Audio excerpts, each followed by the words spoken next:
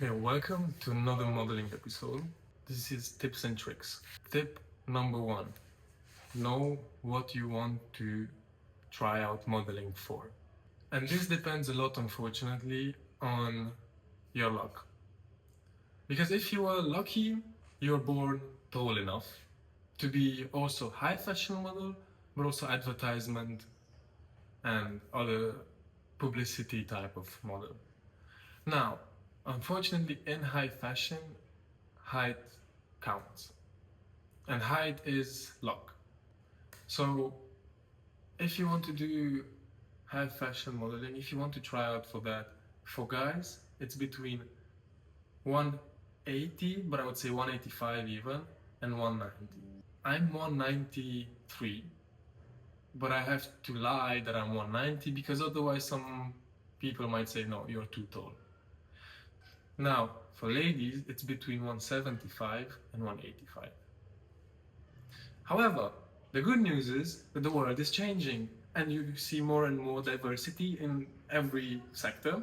So already in publicity and advertisement, it doesn't matter your height. It matters your skill, your acting, your attitude.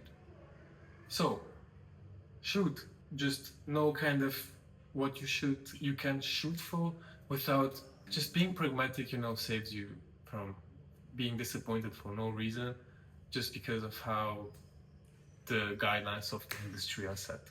I'm sorry. Okay, tip number two, natural is the best, but things are changing. So for example, until now, in high fashion, you could not really have tattoos or piercings. However, it's more and more common that models with tattoos and piercing are seen on the runways.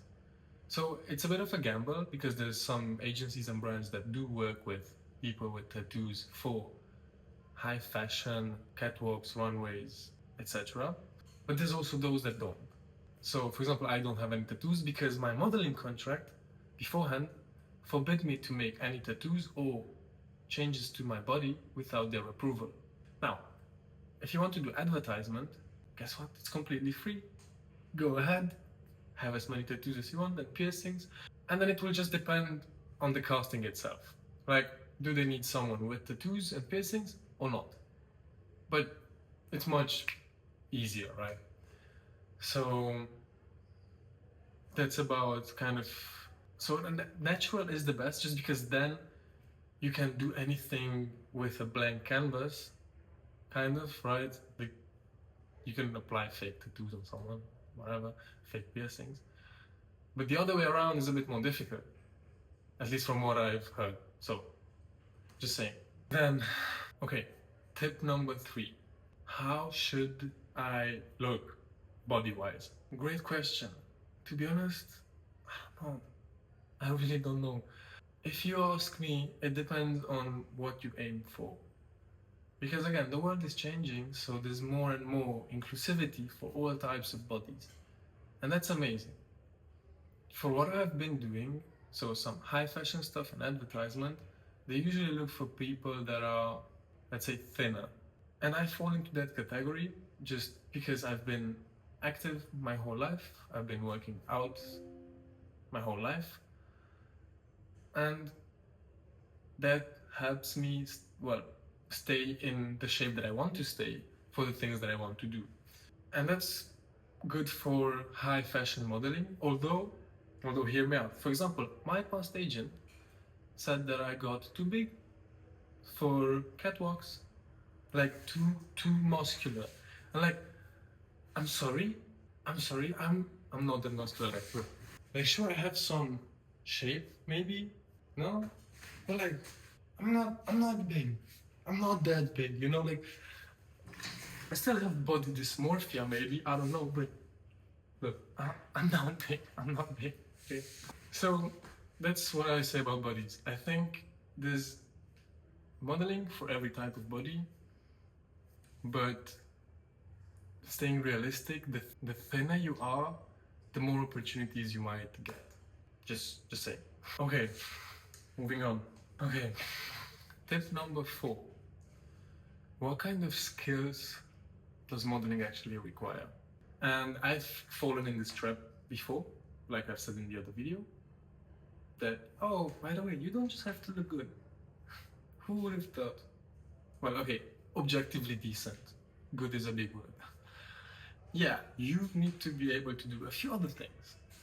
And some of the few other things are you need to be able to act and pretend. You need to have some attitude while you speak and you talk and you smile and you do things. And you need to have some others. Well, it's best if you have some other skills as well.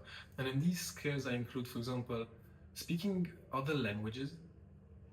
Because if you do, for example, an advertisement, right? If they ask me to say something in Spanish, and it's a big advantage if I can actually do it, right? For example, also the presentation about myself, I will do it in Spanish if I'm in Spain. Now, the same goes for all other languages, but just saying.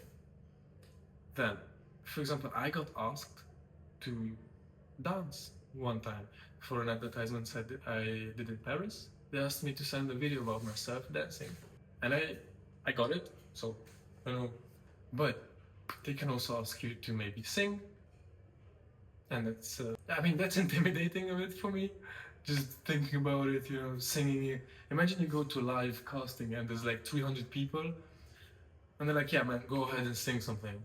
Like, excuse me, excuse me, I don't really do that. Anyway, then acting is another big one. And why do I say that? Because if, again, you're doing this for advertisement, you will have to learn some lines maybe.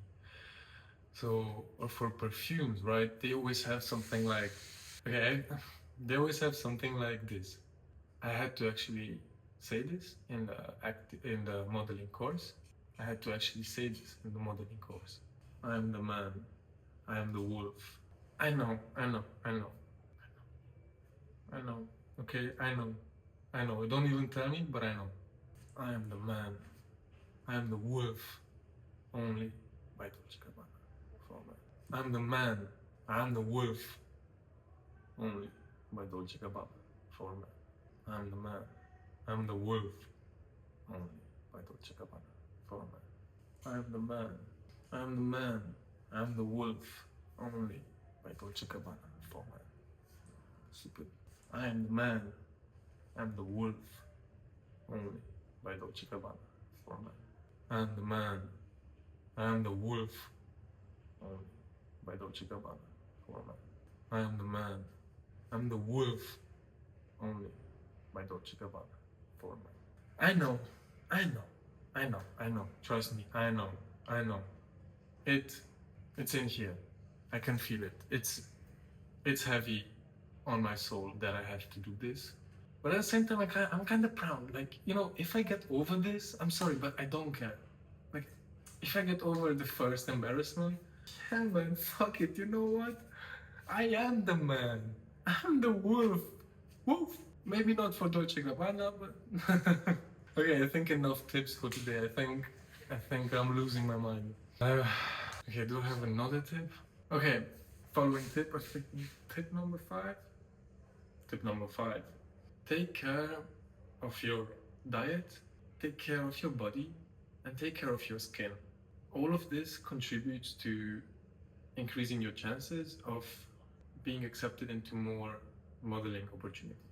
The food that you eat, right, it shapes your body and it influences also the quality of your skin. Then, taking care of your body, again, is also connected to taking care of your mind. So, if you have a healthy balance of, for example, staying active, eating well, then it's also going to show on your mindset and your mind. And then taking care of your skin, this is also a bit tricky because, again, the other two things, they're all connected. But for modeling, unfortunately, the clearer the skin, the better. And I struggle with this because my skin is not always the clearest. So I'm trying my best, but it's not that easy. But ways to at least keep your facial skin clear, change bed sheets, pillow sheets every one night, if possible, the pillow sheets. If not, every 2, 3, I guess. And then, I don't know, eating healthy, using face wash, applying sunscreen, and that's it.